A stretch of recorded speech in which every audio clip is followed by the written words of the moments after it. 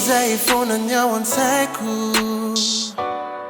hoe tsy ohatran'izao raha tsisy anao, raha tsisy anao.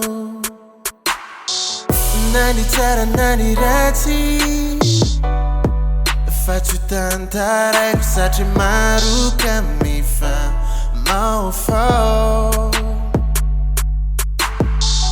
Fa miverina fonany tsara raha lasa ao ianao tsy te hanary. Mihodina fona enin-tany raha lasa ianao zao tsy amintany. Miampy anao milaza fandao an'izay zao tianao atao bye bye, bye bye, bye bye. Aveo mifandray Fampiteny azy isika tsy mety mangatsiaka lafity.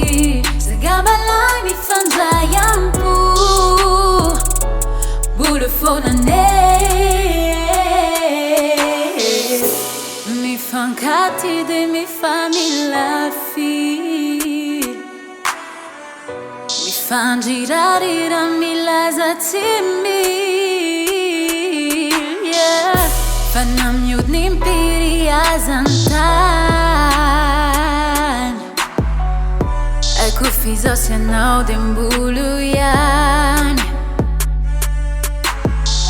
Fa miverina fonany tsara raha lasa ao ianao tsy te hanary.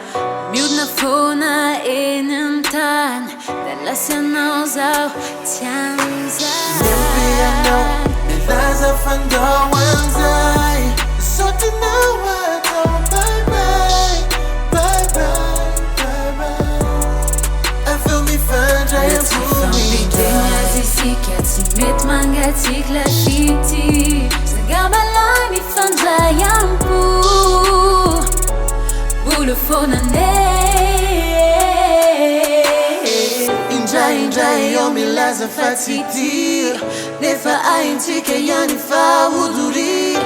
Rehefa ty ao dia mandraky izay ny fontsika to mbola mifandray.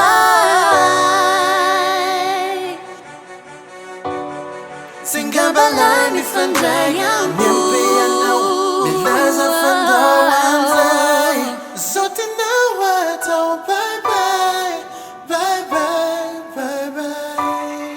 Aveo mifandray ampo Fampiteny azy isika tsy mety mangatsiaka lafity.